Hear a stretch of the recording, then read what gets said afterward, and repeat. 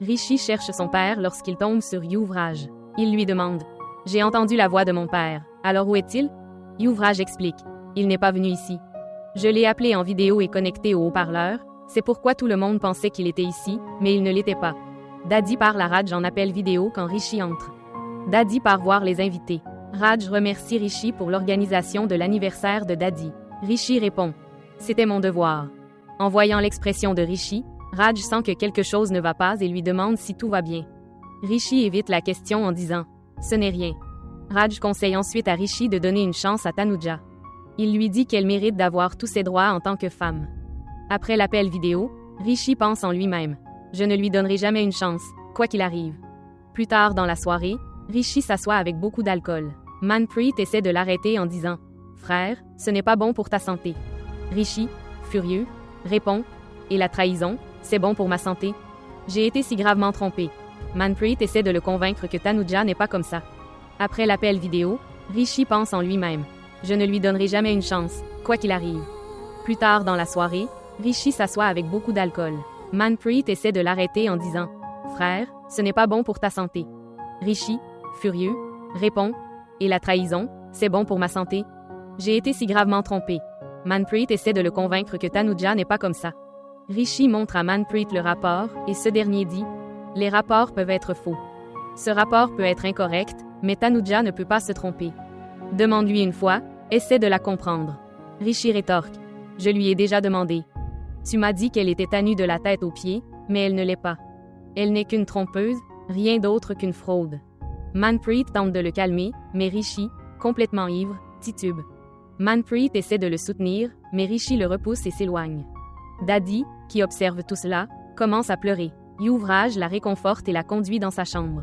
Daddy éclate en sanglots en disant « Tanuja m'a déjà trompé une fois, et maintenant elle recommence. Je ne lui pardonnerai jamais d'avoir fait pleurer Rishi. » Pendant ce temps, Rishi, dans son état d'ébriété, entre dans la pièce. Tanuja tente de s'occuper de lui, mais il lui dit avec colère « Ne me touche pas. Je ressens une douleur étrange dans mon cœur. Si seulement on pouvait arracher nos cœurs ou enlever cette douleur d'une manière ou d'une autre. » Il pleure, et Tanuja pleure aussi.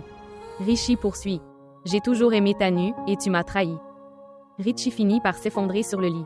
Tanuja lui enlève ses chaussures et essaie de défaire sa cravate, mais il la repousse encore. Elle tente de lui parler, mais il s'endort. Tanuja, tenant sa main, s'endort sur le sol. Le matin, quand Rishi se réveille, il la voit encore endormie sur le sol, tenant sa main. Il la regarde avec tendresse, mais se rappelle soudainement des rapports. Rishi retire brusquement sa main. Tanuja se réveille et Rishi lui dit froidement « Après tout ce que tu as fait, tu n'as plus besoin de faire semblant.